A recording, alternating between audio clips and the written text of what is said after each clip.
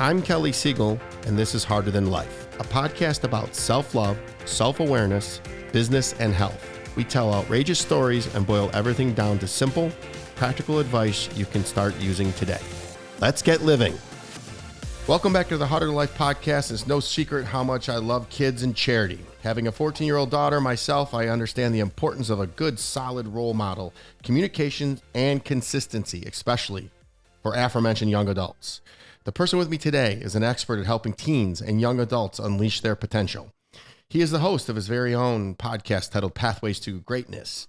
He's a devoted husband, father of two, and an all-around amazing man living life the right way. Welcome to the show, Coach Jeff Forrester. Thanks, Kelly. Well, that didn't elicit much of a response. I wasn't sure. I was like, that was so well written. I was trying to figure out, is that just a recording or do we start? All right, I received that. I like to, you're a fellow CLS member, so I like to make sure that you know that I listened and I take good care of you. And I'm excited that you're here. Thank you for taking the time out of your busy day. Yeah, thank you. Before we start, go ahead. I've got to honor you a little bit. I just want to say thank you for how you show up on a regular basis. You show up not only on social media, but I can tell on phone calls, on the CLS calls, that you're just a genuine man who wants to help others and change the world. So I had to tell you that because it's impressive. I'm happy that our paths crossed, and your messages every day bring a smile to my face. So thank you. Yeah, I like yours too, and I appreciate that. I received that. It's good to hear that I'm making a difference. I know I am, but it's still good to hear. We hear complaints way before we hear gratitude. So, thank you. I received that, and let's get this thing going so we can change the world. What's the one thing? I like it. What's the one thing you love so much that you're willing to work hard for it? My family. Ooh, I'm gonna ask more family questions, but expound upon that. Yeah. So previously in my life, I would have probably answered that way differently, or I would have probably answered it the same, but it wouldn't be as genuine as it is now, because I had these aspirations to get new titles on my business card, get accolades at work, do all these things, hustle and grind, and accomplish a lot externally. And I finally realized I was missing out on everything that's the most important. And so now it's a matter of everything I do goes to edifying my family, lifting up my family, and making sure that they know that they're the most important people on the planet right now. Well, you can look at your social media and know that that's it. So you have two children, a daughter, Laura Lee, who is 12 and looks to be an avid volleyball player, and a son. Is it Deuce? I couldn't even read my own writing. It is, Deuce? Yeah, I got it right. Yep, it's Deuce. Talk about the challenge of being Dad Jeff and Coach Jeff. Well, that would be a great question for my kids, because the two go hand in hand. I would say that the difference between the two is I fail a lot as a dad, and meaning that my emotions get the best of me, where I feel like when I'm Coach Jeff, I'm in much more control and able to think more methodically and level-headed and ask more questions. And so as Dad Jeff, I don't ask as many questions as I should, and tell more and instruct more. And it's the good thing is Coach Jeff talks to Dad Jeff a lot. And I really try to make sure that through those conversations, sometimes they're audible, most of the time they're in my head. It's an interesting conversation sometimes if you walk into my office. But I choose to be very self-aware to make sure that I ask good questions and I listen to other people and learn. And even though someone may ask great questions in the boardroom or in business or in sales, those can transfer into having conversations with your kids, because in sales, it's you understand and find out their needs first. And as Dad Jeff, I don't do that a lot. And I see where I drop the ball often. And then once I can humbly apologize and then ask some of those questions, I see a different connection with my kids and with my wife when I do those things. It's all about family, man. That's a core value of National Technology Management, my IT company. It's family. It's so important to me. I just realized I know you, so I kind of skip through what you do and what it's all about. So we're going to go there. I always say life happens for you and not to you. You were laid off from a sales job in 2021 and started this Hi-Lite Teen Coaching. Walk the audience through that, where the idea came from. Because I mean, sales to coaching teens, normally once you're in sales, you kind of stay in sales. And even though I get it, you just said it, we're always selling. Take a step back. Tell me the reason why you're here is because Hi-Lite. And I love the whole concept. So let's tell us all about it and how you came, the story of you finding it arguably during the pandemic is remarkable. Use the floor now to brief the audience. Thank you. For me, so many of my choices that I've made have been made for me. It's because I didn't have the courage to make one. And so one of those was getting laid off and knowing that I needed to make a shift, make a change, but I just was too scared for it. And part of the reason why is the fallacy that I'm the sole provider. So my wife works in raising the children, and she's very active in school. So she does a ton, far more than a 40-hour job, without any pay. And like you said earlier, usually without any kind of recognition or thank yous. And so for me is that idea of being a sole provider. And so I knew I needed to leave probably for 6 months in the job that I was in, but I just couldn't because the pay was really good. And I kept telling myself, well, what are we going to do about money? And so through that transition, Kelly, it was amazing when I got the call and was laid off, and I had sensed it for a while that I was going to get laid off. I felt this massive relief and just felt really good that I was done. And so shifting away from that, I always love helping people and training people. And most of those people always were the people that reported to me. And so how genuine is that?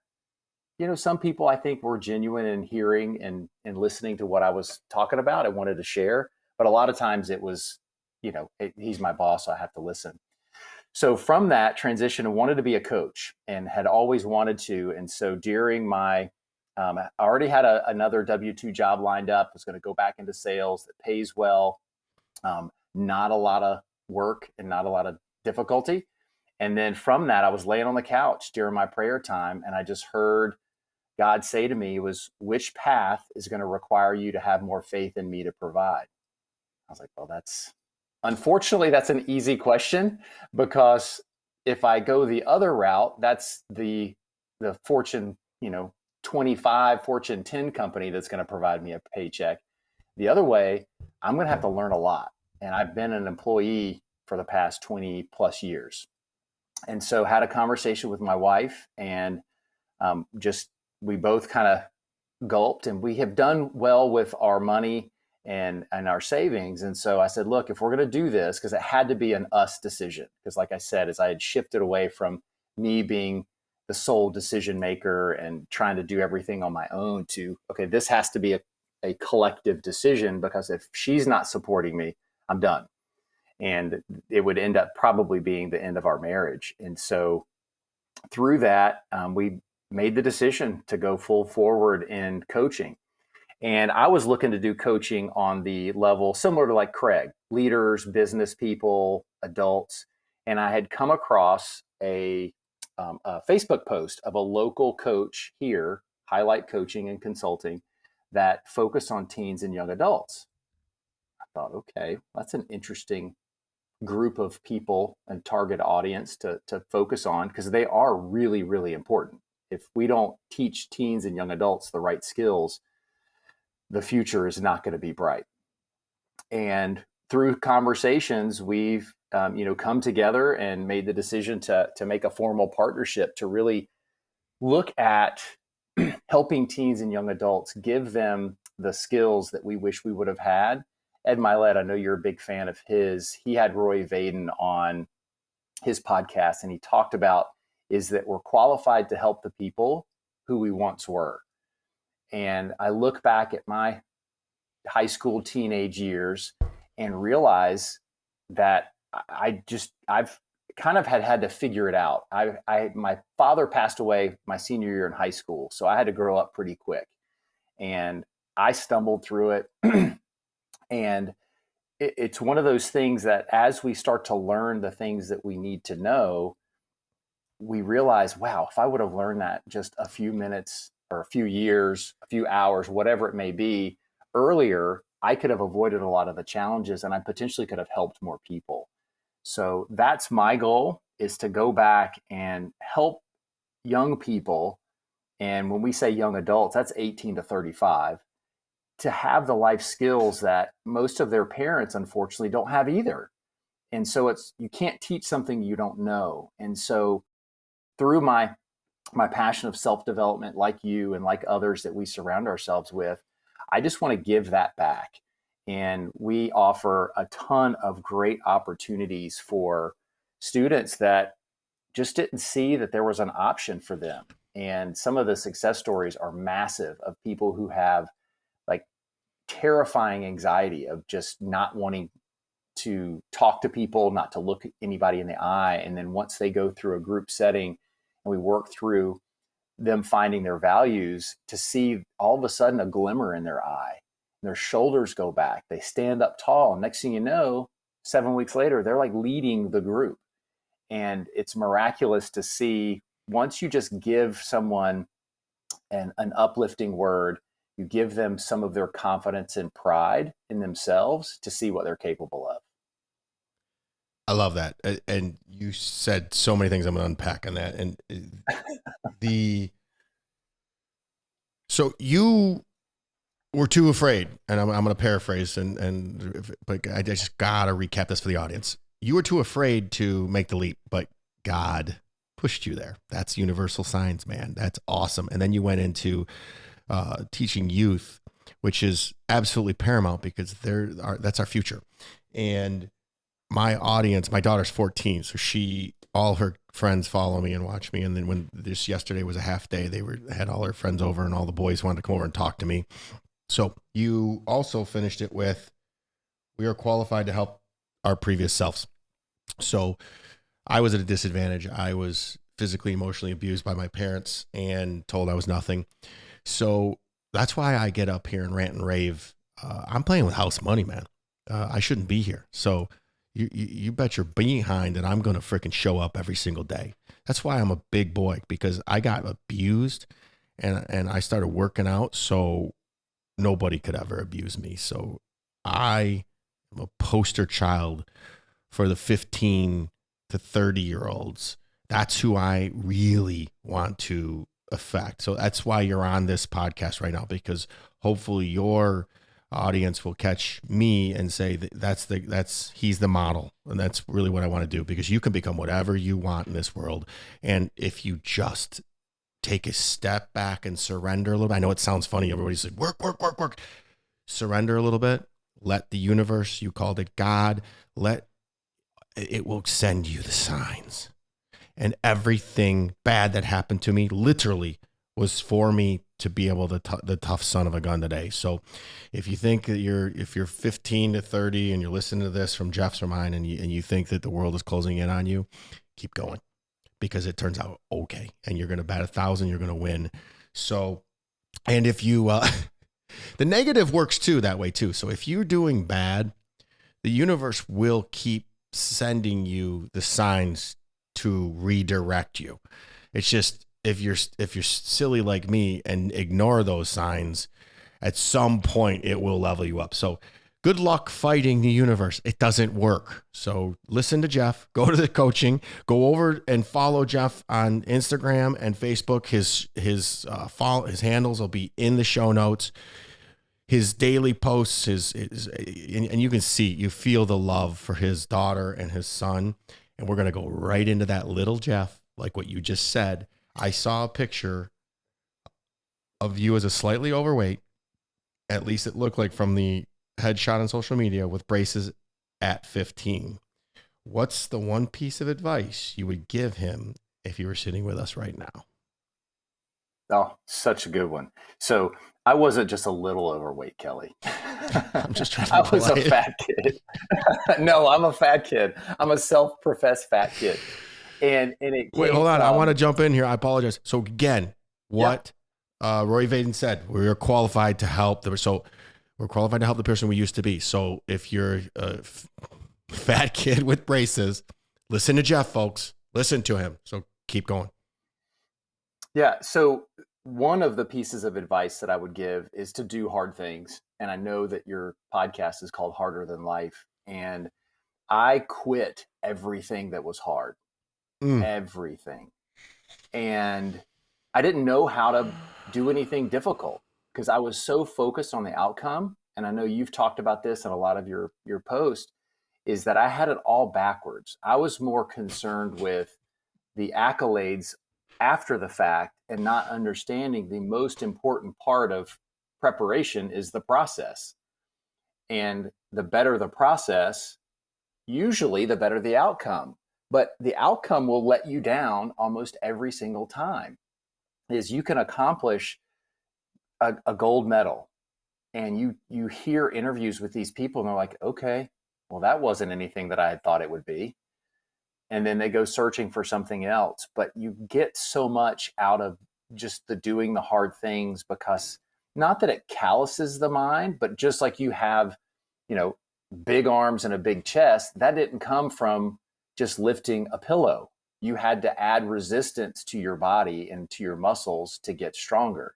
And that's what a process does. So doing hard things would 100% be one of those that I give. The other one would be stay disciplined. And that's all part of the process, is have an idea of what you want and then figure out what you have to do and then stay disciplined. And that comes to not just physically, but discipline to my integrity and my values. I wavered through my adult life, not just the 15-year-old kid with braces, but I wavered on my values. So what did I didn't stand for anything. And that, like you said earlier, the negativity, that becomes a habit, because the more you waver and you're wishy-washy, then it just becomes easier and easier. And it all comes down from doing hard things, standing up for what you believe in, and just trying to do your best. Wow. We're never chasing the thing. We're chasing the feeling associated with achieving the thing. So whatever your goal is, if your goal is to get a new Lamborghini, you're not chasing the Lamborghini. You're chasing the feeling of the status of having a Lamborghini.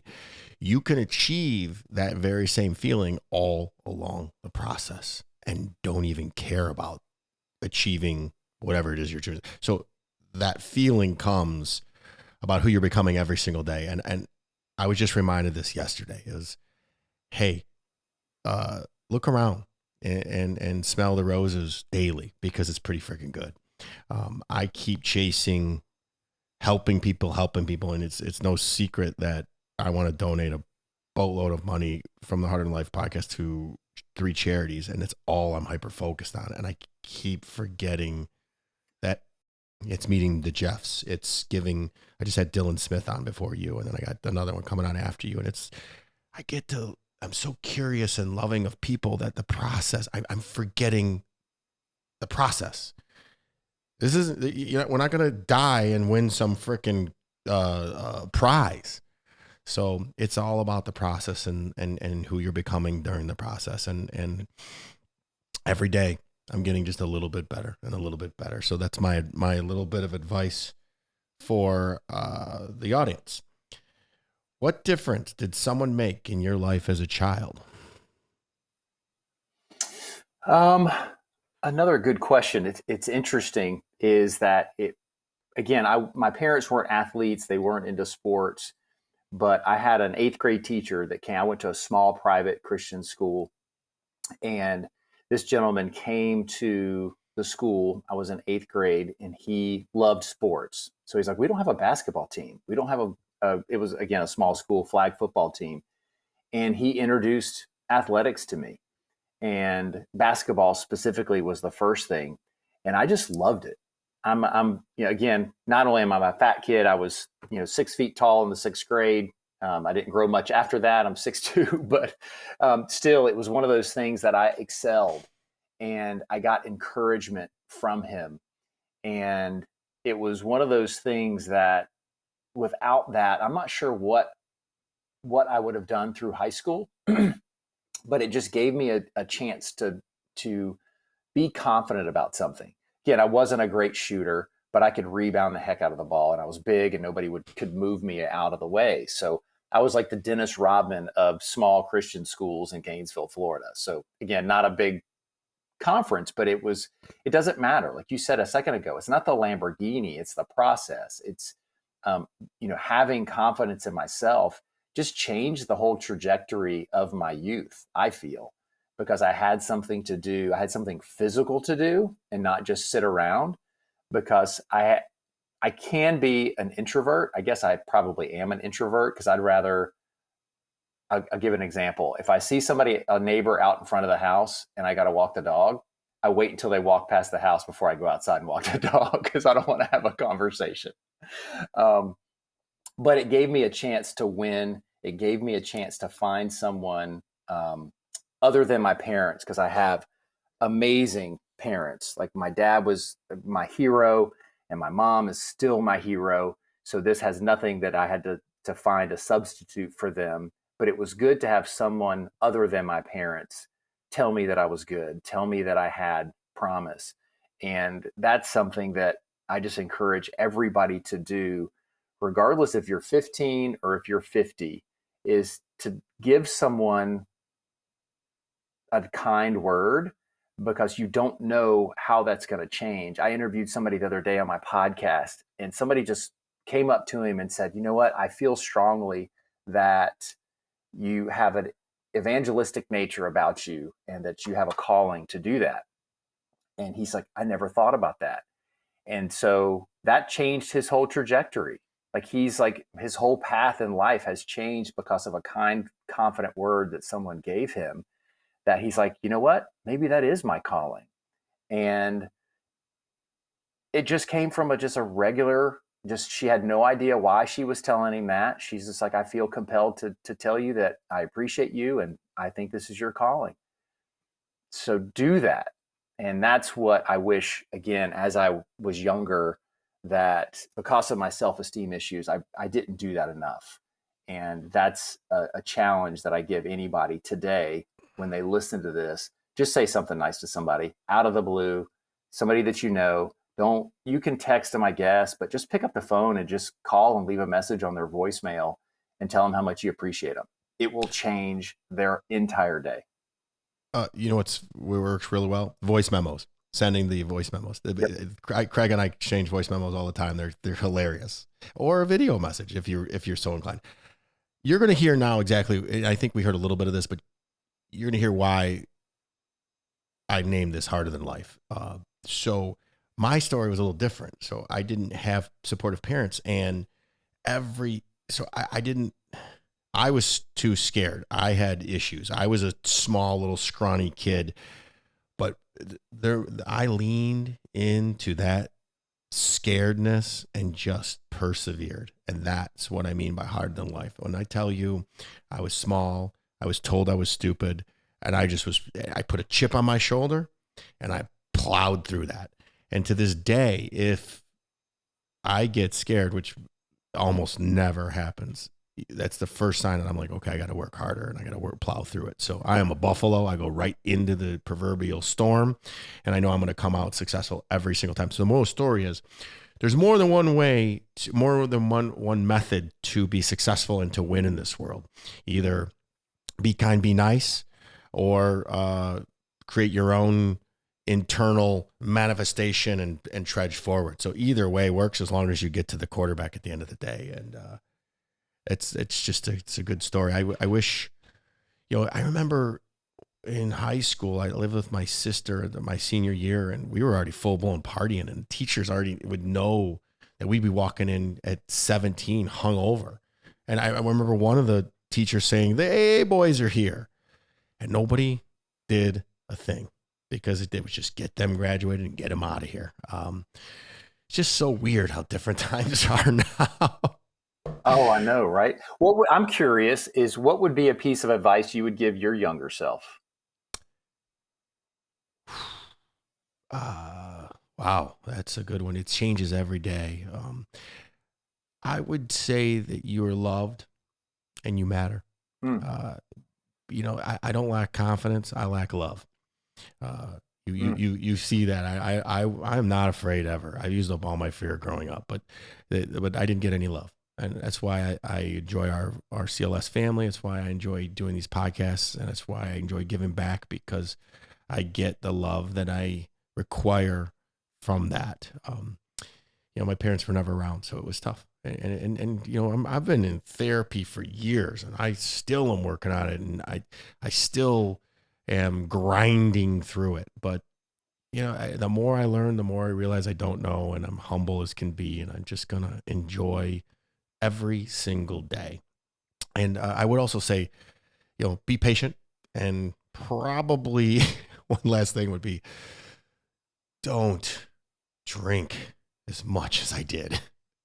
I just followed in the footsteps. Man, did I have fun.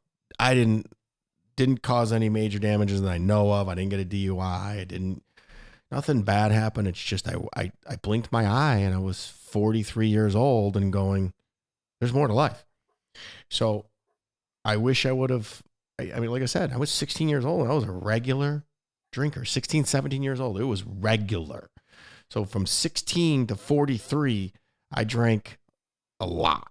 My friend from high school, I just ran into him and he's like, "You still not drinking?" I'm like, "No." And he's like, "Yeah, I think that God only allows you so many drinks in your life and you drank them all." I mean, I had a tolerance of who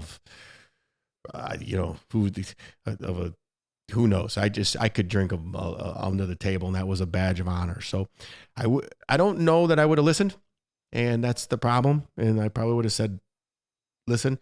In personal development, they tell you you're not supposed to, there's no regrets. I do have a regret. I wish that from the moment when I turned 30 and I knew that I had an unhealthy relationship with alcohol, and 43 when I finally said, okay, it's time to rope this in. Now, I don't work a program. I don't go to AA. I don't consider myself an alcoholic. I don't even consider myself sober. I just choose not to drink. So I would like to have, and I'm not trying to be greedy, half of those years back. So 13 years, give me six of those years back. I could be further along in this personal development game. I could be further along on my journey, helping more people. But again, we said everything happens to you. I wouldn't have listened, and I wasn't ready. Everything happens when you're ready. Well, what do they Right. say? It's When the teacher, yeah, you're going to say the same thing. Go ahead, say it. You say it. yeah, yeah. When the student is ready, the teacher appears. There you go. And then one more practice makes the master. So, I'm just doing this thing called life every single day, enjoying every minute of it. And I'm absolutely blessed. I have a life that I pinch myself daily that I get to do this. This is awesome. Which tees up my next question. What were you put on this earth to do? Help people. I mean, it's 100%. I've wanted to have different characteristics. I've wanted to have different strengths, but it all comes back to just wanting to help people. I learned that from my mom. She has such a nurturing heart, and she's set a wonderful example for me on how to help. And I just get so much fulfillment from that. So I truly do feel that I've stepped into what I've been called to do. And so now it's staying disciplined and having the endurance to stick it out. And the reason why I know that is I love listening to my kids, and because they are full of wisdom if you choose to listen, because they don't have all this nonsense that we've carried with us into adulthood. And so when Mega Millions was $1 billion, we played just because it was $1 billion. Hey, I'll take a chance. And so we always have fun talking. So my son asked me the question. He's like, "Dad, if you won $1 billion, would you keep coaching?" Without a hesitation, I said yes. I said I'd double down on it. I probably wouldn't charge anybody for it because I got $1 billion. And he said, "That's the first time you've ever answered that question that way."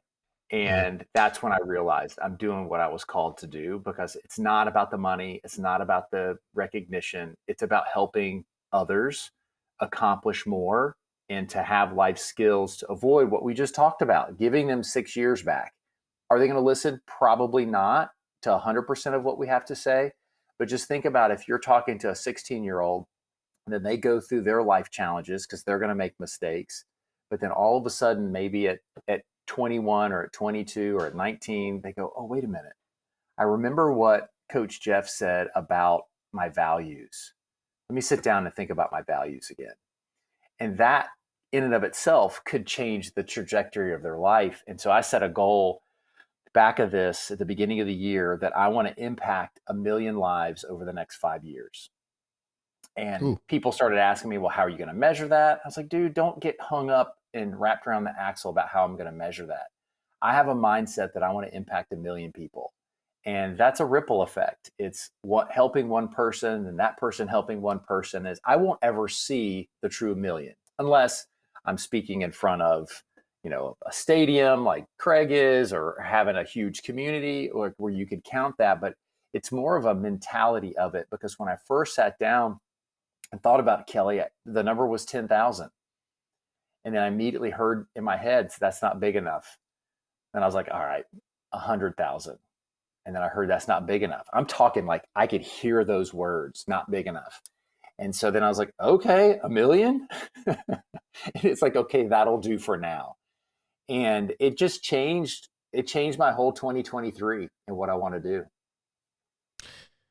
I think you're going to do great. I want to reiterate what you said too. You figure out the what and the why, and the how will appear. Doesn't matter. So many good nuggets in there. What's the most important decision you've made in your life? For me, it was a rededication to Christ, is putting him first and living an example that he set for me. And that's the first of my values. That was the first thing when I wrote my mission statement and my credo, was that I live a Christ-like centered life focused on loving others. And that literally changed the entire trajectory of my life. And that was, a little over 5 years ago.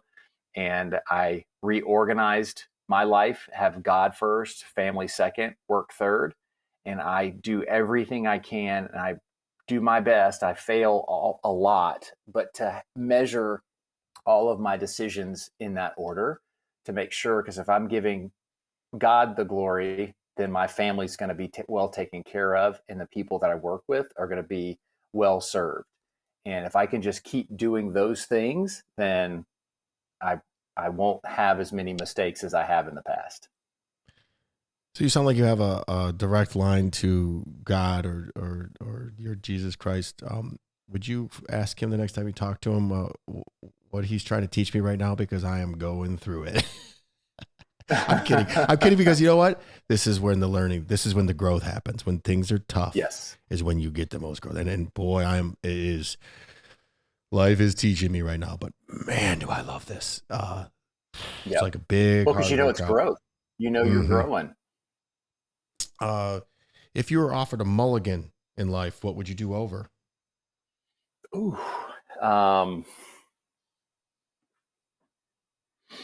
I would say not making the decision, because I grew up in a Christian home, but I didn't have a relationship for the majority of my life. I kind of followed the religion aspect that I was raised in, and the mulligan would have been not making that decision sooner, and not giving up, or I should have given up porn a lot sooner than I did, because it really challenged me mentally, and it challenged my marriage, because that was always there. And so I wasn't fully giving myself to my wife, because I had this other thing dancing in my head all the time. And so that would be a mulligan that when I said my vows to my wife, I meant them. But, and however, I know that negates the first part of what I just said, is that I had this addiction that just maintained in my brain and in my core, that really it stole things away and stole intimacy away from her and I, that I wish I would have given up sooner. Okay, we're going to go there for just a second, because this keeps coming up, and I want to, if it's uncomfortable, you can tell me and I can edit it out. But this is coming up in almost every podcast lately with men. And I'm curious, because I've never been into porn. So talk to me. Talk to the listeners. If there's somebody else listening, and right now our demographic is a lot of men. So this sounds to be, I'm going to take a wild swing. This is many people are battling this or grinding with porn. What advice would you give somebody? First of all, let me say thank you for being so transparent, and we're going to help people. We're going to say what we said, but this is coming up. I'm not kidding you. Grant has a podcast after podcast. People are talking about porn. Oh yeah. All the time. Okay. So what what were you seeking when you went through the porn? And now any part of this you want to edit out, we will, or if it's too much, just say no. But I remember the point of helping people is saying you're not alone. Yep. So you're not alone. Correct. But give us some advice if someone else is listening to this and they're having an unhealthy relationship with porn. Yeah, for me, is it started at a very early age. Somebody's brother, somebody's dad had magazines, and then they shared, and then you see it, and we're wired as men to go, holy smokes, look at that. Hell yeah. And it was like heroin for me, is that was that feeling that you get. It's a massive dopamine hit to the system. I mean, we're wired that way for a reason. And animals, males, I mean, when females are in heat, you got to get away because they're dogs, cats, bears, whatever. That's not a good time to be, is when there's mating season in the woods. And for me, it was just that it was a release. It was a place to go where, again, I had really bad self-image because I was a fat kid. And here's, in my mind, I can create this fantasy with this beautiful woman that's in front of me that everybody's telling me that's what being a man is all about, is, having intercourse with a woman, having relations with a female. And it just continued to go, and it just continued to go and continued to go. And then, you start to seek things that, okay, well, just a picture isn't enough. So then you have the advent of, again, I'm 50. So when I was younger, just actual video pornography was not easy to get. Well, now, good grief, with the advent of the internet, it's super simple, which is the problem, is that it's too easy to access. And so, similar to your story about giving up alcohol, I hit the bottom. I was tired of it. It had completely warped my mind of how I perceived women, how I perceived, my wife. And it was really destroying me little by little. And I just made the decision. I was like, I'm done, because I had gotten to where I was okay accepting softcore porn. Like, there's all these apps out there. I won't drop their names, but they're full of, like back pain Wednesday, or was it lower back pain issues or something, where you could go and they're in clothes, but they're not wearing clothes. And it was just, then I'd find other guys that liked the same thing. So then we'd share pictures, and it was just, you misery loves company, I guess. And it just kept compounding. And I know I'm getting to answer your question, but for me, it was a decision. It was a decision based on the new values that I had, because I just was disgusted with myself. And I was like, I've allowed this thing to control me, to control my thought, to control my actions. And I'm tired of it. And so I went on and I deleted every app that I had, even if it was a sports app that had pictures on it. I wasn't on social media at the time, but even now, I don't follow a lot of fitness accounts, especially if they're a female, because of the stuff that they put up. I go into my feed, and if you go into that explore button, you'll see all of this stuff, and you hit on one of them, Kelly, that's all you're going to see in your feed, because social media is designed, I mean, you're in technology, it's designed to put in front of you what you want to see.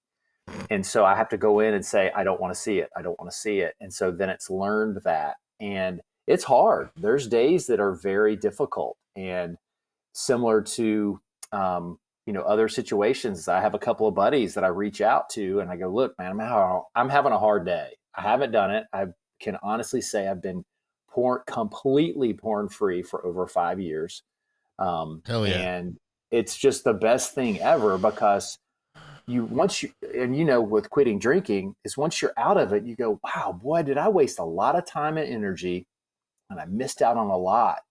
And I also see my role as a dad is that I have to have honest conversations with my 14-year-old son because he's got a phone that he has access to everything. And we've had some really challenging, tear filled conversations because it's dangerous and it's poison.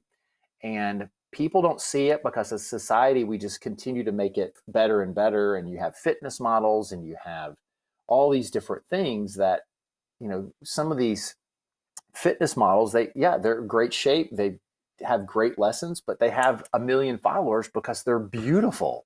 Mm. And I bet you if you scroll through their followers, 90% of them are dudes. Jeff, I gotta jump at you.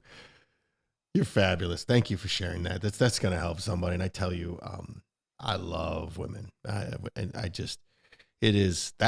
love women, but porn was too fake for me. But what you just said, there's so many nuggets in there. So I don't know if you read my book, but you keep going back to first. Here's the Heart of Life book. Let me put it in the right spot. Heart of Life book, chapter 1, self-awareness.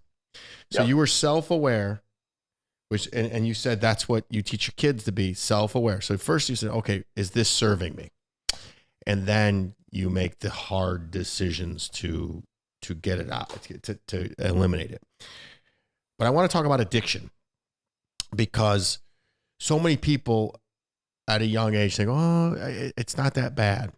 Well, the concept of addiction is it's never enough and you have to satiate it higher and higher. And if you're watching porn, and I'll pick on your son and I'll use your son as an example, 14, by the time you're 30, it's going to be out of control. So that goes for any addiction, drinking, cannabis, pills, winning, everything. So I just interviewed a guy who said everything in moderation, including moderation. So if it's overcoming you and causing issues, you got to be self-aware to make changes. And it's a math equation at that point. It becomes, if I'm watching a ton of porn and everything else in my life is degrading, all right, if we decrease the porn, will everything in my life get better? And the answer is it will. So you create that space that we've always talked about, and it will be filled as long as you're aware with positivity and you make good choices. The inverse is true too. If you create that space and you make bad choices, boy, that freaking negativity will vacuum that up quickly. So I know that that's a big part of your coaching is to teach people to make good, hard decisions, like you said earlier, and fitting to be on the Heart of Life. Let's talk about those hard decisions because they start with healthy boundaries, which also I call non-negotiables. Jeff, what are your non-negotiables in life? For me, it's just like I go back to values, and that's what we that's one of the very first things that we do with all of our clients is to go through their values. So for me, the values that I have, Christ-like is first. So for me, that trumps everything because if I can live that example, everything else falls in place. But then I go to integrity, health, discipline, and family, and not any specific order. But those are my non-negotiables. And through that, I use that as my measuring stick. That's my litmus test to the decisions that I make. And like I said, I fail a lot. And because I want to be successful, but I constantly go back to thinking of, okay, what is this going to cost me? Because if you say yes to something, you're saying no to something else. And if you say no to something, then you've got to make sure that you're saying no for the right reasons. And so when I lost all my weight, I lost weight not because I wanted to be healthy, but because I thought by losing weight, then people will like me more and I'll get a girlfriend, which is the wrong reason. And so that's an external reward that you're looking for when I needed to do it because I should have done it. And it's discipline and it's having an understanding of what's good for myself. And those are my non-negotiables, is things that would take me away from my family. You were saying earlier about that you just wanted love. Well, I follow a gentleman called Larry Hagner, and he's got the Dad's Edge podcast. And so he has really good dad questions that he presents to people. And so he said the other day on social media, he asked his sons, he has 4 sons, how can I show you that I love you more? And I loved that question. I just thought it was very interesting because I've never asked anything remotely to that. Because like I said, is I always tell them that I love them. I try to do everything I can to show them, but I don't ask them enough questions. So in sales, you've got to ask questions. So I was doing too much telling. And so he had said he asked his 14-year-old, and his 14-year-old said, hugs. I want more hugs. And he thought, what? He's like, yeah, that's all I want. I want more hugs. And so if you ever read the 5 love languages, what fills your bucket? Like what fills your heart? And so that young man was hugs. And so I asked my son, and it felt really good. And he's like, I don't know, Dad. I mean, it's a 14-year-old. And it's a pretty deep question. And I always ask these questions in a car. So if you're a dad, it's always good if you have a son to ask them in the car, because guys do better talking side by side than straightforward, at least until they get comfortable with themselves. And he said, he's like, you know what, Dad, I feel very loved by you and Mom. And I feel as if you guys spend way more time with us than other parents do with his other friends. And that made me feel really good, because that helped me measure what my non-negotiables are. And that was spending time with my family and making sure they know that they're number one. Wow, those are all good answers. I can tell you that your core values match mine perfectly. I mean, I have them too. So it's a little bit, we word them a little bit differently, but 2 of them are spot exactly on. And then the other 2 are absolutely synonyms of them. So like attracts like, game recognizes game. A couple things. Telling is not selling. You know that.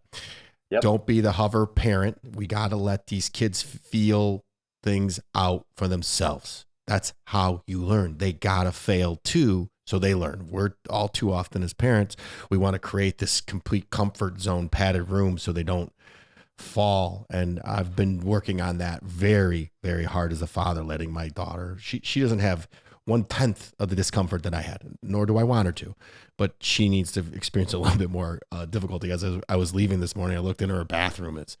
She's got wads of cash laying on the bath. I'm like, this kid doesn't care about money. Like I needed to go steal a bag of chips from the store. We didn't have any money, and she's just got tons of it sitting on her it doesn't even care about it. She's away at her mom's for the weekend, and her cash is just sitting on my, I said, must be nice to be rich, I guess. I don't know. My love language is acts of service, in case you're wondering. Yes, of course, I read that book. Yeah. And there was one more. Love is a verb. I show my daughter that I love her every day by showing up. And I do ask her every day how, I ask her how I could give her, how she could feel love more, but I also let her know that I couldn't love her any more or any less, no matter what she does. I tell her that over and over and over. I'm not going to love you more if you get an A. I won't love you any less if you get a D. I love you unconditionally. And I say that over and over and over. And I tell her how she matters and how she's got to be a leader. We talk about that every day in the car, as a matter of fact. So good advice. Yeah, it's really good. One last thing, Kelly, is that along those same lines is ask your kids what their definition of success is. And the reason why is we project our definition of success on our kids. Yeah. Jeff, I tell you that I do all that. And my daughter, you think they're not listening and you think they're not paying attention. You know, in the car, I always got a podcast on. She sees me reading all the time. I mean, I am literally addicted to the advancement of my mind and my body. So I just want to get a little better, and I want to win. Winning is more fun than fun is fun. I want to win. I want to win. I want to win. And so she listens to everything. And sometimes I ask her, like, are you just saying that? Because and I feel bad. I apologize for being her dad every day, because the bar is ridiculously high.